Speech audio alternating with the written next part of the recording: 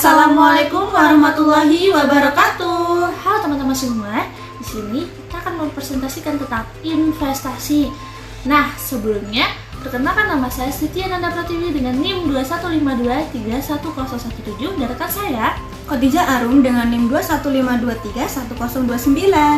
Nah, di sini kita akan mempresentasikan dengan investasi. Sebelumnya, teman-teman udah tahu investasi belum? Nah, di sini kita akan membahas 4 topik tentang investasi. Yang pertama itu ada pengertian dan tujuan investasi. Yang kedua tentang jenis-jenis investasi. Ketiga ada klasifikasi investasi. Dan yang keempat adalah strategi dari investasi. Nah, selanjutnya itu ada pengertian investasi. Teman-teman udah tahu belum investasi itu apa? Kalau belum tahu, langsung aja yuk. Nah, yang pertama itu ada penempatan dana penukaran uang dengan bentuk-bentuk kekayaan lain selama periode tertentu yang diharapkan dapat memperoleh penghasilan dan atau peningkatan nilai investasi tersebut. Lalu yang kedua adalah penundaan konsumsi dari masa sekarang untuk masa yang akan mendatang, yang di dalamnya terkandung resiko. Untuk itu dibutuhkan satu kompensasi atas penundaan tersebut dalam bentuk keuntungannya. Jadi apa sih perlunya investasi lo? Nah, pasti adanya tujuan keuangan yang ingin dicapai. Misalnya nih, Nanda pengen beli rumah, terus menyiapkan pendidikan anak, lalu tingginya biaya hidup yang saat ini, naiknya biaya hidup dari tahun ke tahun, terus keadaan perekonomian yang tidak selalu membaik karena perekonomian saat ini juga naik turun, fisik manusia tidak selalu sehat karena perkembangan cuaca yang saat ini naik turun juga. Pastinya di kesehatan kita kan juga seperti itu. Menyiapkan pensiun itu apa sih? Kan karena kamu itu umur 60 tahun ke atas sudah pastinya pensiun, digantikan sama masa muda yang sekarang. Menyiapkan dana untuk diwariskan, lalu banyaknya alternatif untuk keuangan. Gitu tuh Nanda, tahu nggak?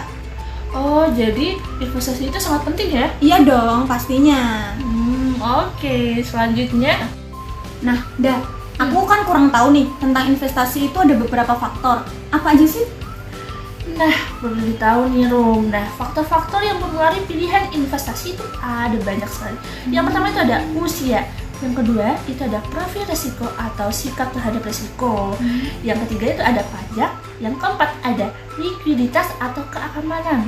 Yang kelima ada situasi ekonomi internasional. Selanjutnya itu ada situasi ekonomi nasional. Yang ketujuh ada situasi industri. Yang kedelapan ada sains dan teknologi. Yang terakhir itu ada siklus dan tren. Nah, begitu Arum. Oh, gitu ya.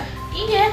Berarti banyak banget ya faktor-faktor yang mempengaruhi investasi itu. Wah, banyak banget Arum. Sekarang udah tahu belum? Udah dong. Terima kasih Nanda. Sama. Nah teman-teman, selanjutnya tuh ada jenis-jenis risiko investasi. Yang pertama adalah resiko likuiditas. Yang kedua, risiko investasi. Yang ketiga, resiko gagal atau uang prestasi. Yang keempat ada risiko kredit. Yang kelima adalah resiko pajak. 6. Risiko inflasi. Yang ketujuh, resiko bunga. 8. Itu ada risiko mata uang. Yang 9, resiko politik dong. 10. Risiko pasar pastinya. Yang 11, resiko karena suatu hal. Yang ke-12 itu risiko investasi dibayar lebih cepat. Yang ke-13, resiko investasi dibayar lebih lambat. Yang ke-14, risiko kesempatan. Oke, itu ya. Nah, selanjutnya itu ada jenis-jenis risiko. Yang pertama itu ada risiko non-sistematik. Yang pertama itu ada reversible risk. Yang pertama ada risiko bisnis, risiko finansial, risiko likuiditas, risiko cedera janji, risiko negara. Lalu resiko sistematik, non-reversible risk. Resiko tingkat suku bunga, resiko nilai tukar mata uang, resiko pasar, dan yang terakhir adalah resiko inflasi dong. Nah, apabila kamu ingin melakukan investasi, Rum, itu ada 2 cara tahu, Rum. Kamu tahu nggak caranya apa aja? Tahu dong. Yang pertama, melakukan investasi secara periodik. Lalu yang kedua, melakukan investasi sekali aja. Nah, itu kamu kayak udah tahu tuh. Tahu dong. Nah, untuk lebih jelasnya aku jelasin ya. Yang pertama, investasi secara periodik ini adalah melakukan investasi secara rutin, misalnya setahun sekali, 6 bulan sekali, atau sebulan sekali. Nah, ini juga sangat ampuh untuk mengejar target dana yang besar kelak nantinya. Selanjutnya itu tidak perlu memiliki jumlah dana yang besar pada saat ini, tapi cukup menyisihkan sebagian kecil penghasilan untuk diinvestasikan ke dalam sebuah produk investasi. Nah, berinvestasi secara periodik ini sama sepertinya kamu menjadi tukang bangunan yang sedang membuat dinding. Misalnya hanya saja bedanya dengan berinvestasi akan diperoleh bunga, sementara tukang bangunan tidak mendapatkan bunga. Yang ia lakukan hanya seperti menabung ke dalam celengan secara rutin. Jadi sedikit lama-lama menjadi bukit gitu, Arum. Oke, lanjut ya. Yang kedua adalah investasi sekali aja. Cukup memasukkan uang sekali aja ke dalam sebuah produk investasi. Misalnya nih, deposito diendapkan selama 10 tahun. Setiap tahunnya akan diperoleh bunga yang bisa ditambahkan ke uang pokok. Kemudian depositokan lagi sehingga bunganya makin lama makin besar. Tapi selama itu kita nggak perlu menyentuhnya sampai selama 10 tahun. Jadi setelah 10 tahun kita akan memiliki dana dalam jumlah yang besar dong. Lalu investasi secara sekali aja ini diibaratkan naik ke sebuah gunung bersalju. Dari atas kita ambil sekumpulan salju lalu membentuknya menjadi bola. Setelah itu kita lepaskan bola salju itu dari atas untuk digelindingkan ke bawah. Dan apa yang terjadi? Bola salju itu makin lama akan makin besar. Dan pertumbuhan bola salju itu persis seperti deret ukur. Kayak 1, 2, 4, 8, 16, 32, 64, 128, 256, 512, 1024, 2048, 4096, dan seterusnya. Nah, dalam investasi ini juga itu terdapat jenis-jenis investasi. Yang pertama itu adalah investasi pada aktiva real atau real asset. Nah, investasi pada aktiva yang memiliki terlihat dan dapat diukur dengan jelas, misalnya membeli tanah, membeli rumah, dan emas. Nah, resikonya relatif lebih kecil daripada aktivisnya yang real, tetapi tingkat pengembaliannya juga relatif lebih kecil daripada aktiva keuangan gitu, Rom. Lalu yang selanjutnya investasi pada aktiva keuangan, financial asset. Yang dilakukan pada aktivisa ini bersifat keuangan seperti deposito tadi, saham, obligasi, dan derivatif dari saham. Oke, aku lanjutin ya. Investasi pada aktiva keuangan atau financial asset dilakukan pada aktiva bersifat keuangan seperti deposito, saham, obligasi, derivatif dari saham. Terus resikonya adalah lebih tinggi dari investasi real karena investor hanya akan mendapatkan surat bukti, misalnya sertifikat reksadana atau pencatatan sebagai pemegang saham. Terus diperdagangkan pada kedua kategori berdasarkan lama masa berlaku instrumen itu. Apa aja sih? Yang pertama, instrumen aktiva keuangan yang kurang lebih dari 1 tahun yang diperdagangkan di pasar keuangan. Misalnya nih, sertifikat Bank Indonesia, NCD, dan commercial paper. Dan selanjutnya adalah instrumen yang bersifat jangka panjang yang diperdagangkan di pasar modal seperti obligasi, saham, derivatif saham, dan reksadana. Nah, selanjutnya itu ada investasi aset nyata, Rum. Yang pertama itu adalah emas. Emas cepet aja. Yang pertama itu ada emas. Emas merupakan komoditas yang sangat diminati masyarakat termasuk di Indonesia. Contohnya pergerakan harga emas November tahun 1996, harga emas itu cuma 24.000 per gramnya. Selanjutnya Juli 1998 dengan harga 140.000 per gram meningkat 400%. Wow. Selanjutnya itu ada April tahun 2008 hampir mencapai 300.000 per gramnya. Jadi harga emas dipengaruhi oleh harga minyak di dunia dengan nilai tukar US dollar. Nah, kemudian itu ada kelebihan emas, Rum. Ketika kamu investasi, itu tingkat investasinya sangat liquid setara dengan uang tunai. Hasil penjualnya lebih tinggi daripada aset-aset lainnya. Serta emas ini juga memiliki kekurangan. Yang pertama, harga emas di Indonesia sering dipatokan pada harga kurs nilai tukar US dollar. Jadi harga emas bisa naik turun pastinya. Kedua itu perhiasan emas yang nilainya artistik cukup tinggi justru berpotensi mengalami kerugian karena ketika menjualnya kembali ongkos pembuatannya tidak dihitung.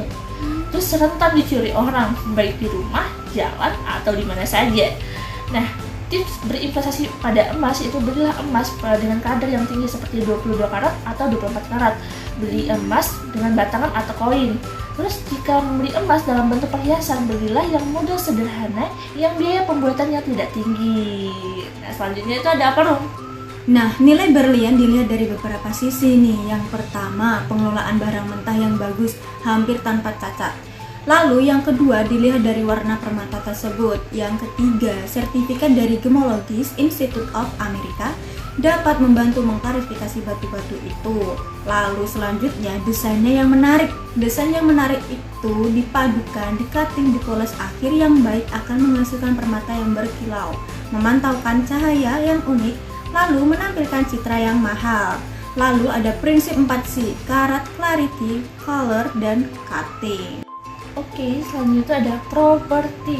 Nah, teman-teman, properti ini terbagi dari 3. Yang pertama itu ada tanah, hunian, dan sewaan. Yang pertama itu tanah. Tanah itu dicek dari status tanahnya dulu ya, teman-teman.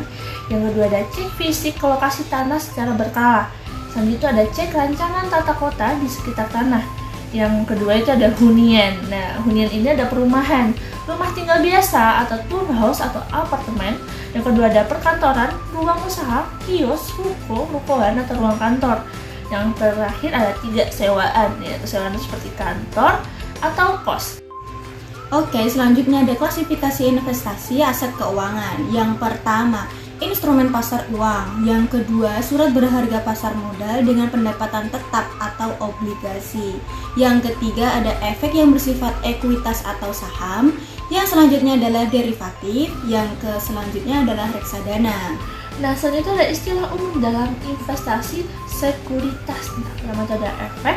Efek adalah surat berharga atau security. Bentuknya bermacam-macam dari surat pengakuan hutang, surat berharga komersial, saham, obligasi, dan lain-lainnya.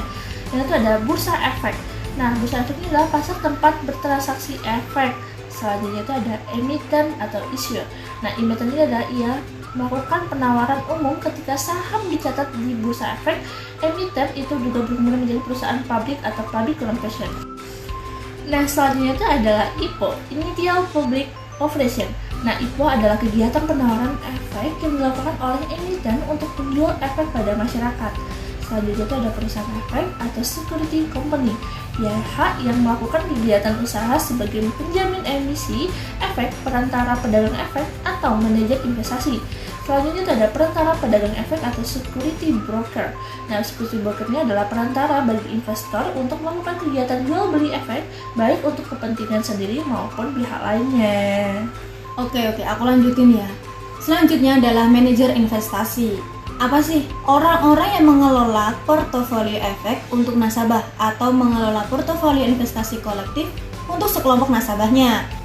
Lalu yang selanjutnya ada kustodian. Kustodian adalah pihak yang memberikan jasa penitipan efek dan harta lain yang berkaitan dengan efek itu. Lembaga ini juga menerima jasa lain termasuk menerima dividen, bunga, hak-hak lain yang menyelesaikan transaksi efek. Lalu anggota bursa efek. Perantara perdagangan efek yang telah memiliki izin dari usaha dari Badan Pengawas Badan Modal yang disebut biasa BABEPAM. Gitu. Nah, gitu ya teman-teman. Nah, sekarang teman-teman udah tahu pasti ya tentang materi investasi. Apa sih investasi itu, jenis-jenisnya dan lain-lainnya. Nah, pastinya udah paham kan. Untuk itu, kita berdua pamit undur diri ya teman-teman. Nah, sekian dari kami. Assalamualaikum warahmatullahi wabarakatuh. Dadah.